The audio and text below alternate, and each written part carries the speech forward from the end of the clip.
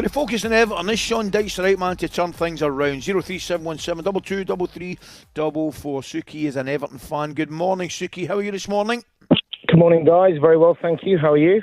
We're very well. Thanks very much for taking the time to join us this morning. Now, obviously, last couple of defeats have been really sore to take for... Obviously, any defeat's sore to take, but, I mean, the way and the manner must be hard to take, mate.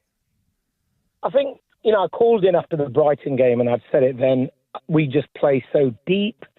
We sit on the edge of the box. We've got Young at right back, 39 years old, who's keeping a young Dixon out the team. He keeps playing Keane. There is, somebody needs to tell me, what is our style of play? What do we do? Kicking the ball forward to DCL and expecting knockdowns and winning the second balls. This is football for a different generation. There's not a single manager in the league that plays this way.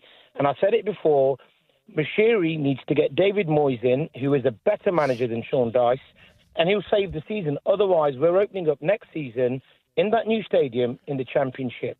We're sleepwalking to it. I mean, if you watch that game, it was horrendous. There was nothing. No pressure on the ball at all. You can't play that long ball game anymore, Ali. And, I want to know what your views are on this, because he gets the free pass from all the press gives this guy a free pass. Yeah, Suki, listen, and I can hear it in your voice how passionate you are about your team. The only thing I would say, look, if you've got rolled over 3-0 by Bournemouth at home and then you've got dumped 3-0 by Villa at the weekend, look, I get it, and I think there would be big questions, even more alarm bells ringing this morning for your club. However, in both of those games, despite what you've just said there, you found yourself leading 2-0 in those games. So The exception is Bournemouth, so I accept that. The exception is Bournemouth, but he keeps playing Keane at the back. He knows Keane is a disaster waiting to happen. The exception is Bournemouth, so accept that. But if you watch that Villa game, that is no way for any Premier League team to play football. I mean, the ball was just getting hacked clear and coming straight back, hacked clear. It's just not a way. The two goals, we were lucky to get those goals. We had 17% possession at the time. Villa are not Real Madrid. It's a pattern. You cannot absorb that much pressure and invite that much pressure. Can I ask you, Suki, what difference do you think, David, if you just saying for argument's sake that you made that change, that Dyche was out and Moyes is coming back, what difference are you going to see? I think Moyes plans better for games. I think Moyes has overlapping fullbacks. I think, with the exception of, the top four previously, which are Man United, Arsenal, except Chelsea, Moyes always had a go. The teams played better. They were drilled better. I just think Moyes will do what he did at West Ham. He'll stabilise the club. I'd give him a 2-year deal, and he'll get us moving up the league. Yeah. I really believe it's the way to save the club, bring Moyes back. And Dyche needs to take a long, hard look at himself. He's got to evolve. I was going to say to you, Suki, I'm going to go to another caller, by the way, and thanks very much Thanks, for the call. Suki, for that. But the only thing I would say is, good call, Andy, but I mean, Everton, they've had Ancelotti, right? Martinez, Koeman. I mean, they've had 5, 6, 7, 8 top managers, and they're still...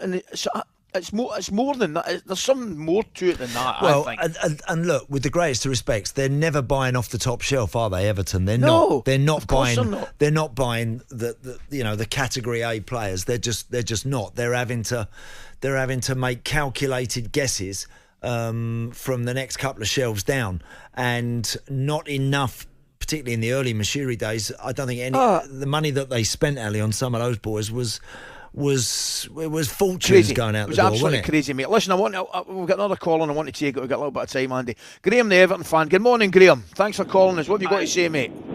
Hi, lads. I sort of agree a little bit with the last caller. I mean, Sean Dyche was brought in to basically keep us as a Premier League team, to get us to that new stadium. That's all he's been brought in for. And if he does it, then fair enough to him. But he just keeps killing himself with the team selections. Like, you can't keep playing Michael Keane. You can't keep playing Ashley Young. He's just paid 20 million quid for a kid from Leon O'Brien, and he doesn't get a sniff.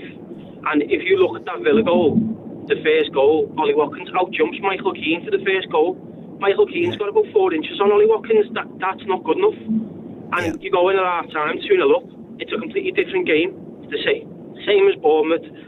if he makes the changes at the right times in his team selections, again, it's a different game and we pick up the points.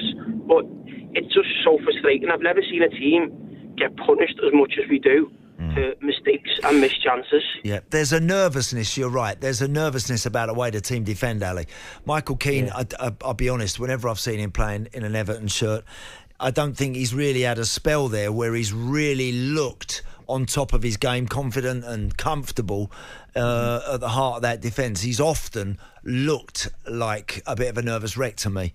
And it's difficult when you're losing matches and you've got people in there that are fighting with their own game a bit. Not easy at all. Does it run deeper, Andy? I mean, just think of those names the managers have given you there. Yeah. Do you know what I mean? But I think you're right. I think there was a scat. They went crazy and they were spending too much money on players that weren't good enough. When I say good enough, not good enough to take them to the next level. Yeah, I think, Ali, I think Dyche, look, and I hear what the callers have said about some of the other guys that have been bought, and you've got Ashley Young still playing there in a full-back position, etc. I think that I think a lot of managers wouldn't just throw caution to the wind and start chucking in younger lads in a scenario which is difficult. It's not easy. It can kill them as well, Andy. It can. You've got to remember that, and you'll know that as well as I do. Yeah. It's far easier throwing a kid in a good situation when the team's on a good run and things are doing well. I know there can be a sign of desperation as well, but you could damage the kids. You know what I mean? We've been talking about Spurs, and the same thing is being labelled at Ange a little bit, where he's got Archie Gray and the lad Bergvall on the bench, and they never figured. And people are questioning why. The reason why that these coaches do that is because they feel that maybe those younger boys might not quite be able to cope yet. And look, in an Everton team that have been losing matches and losing and confidence is so brittle, I do understand why that he would probably go with something that he knows.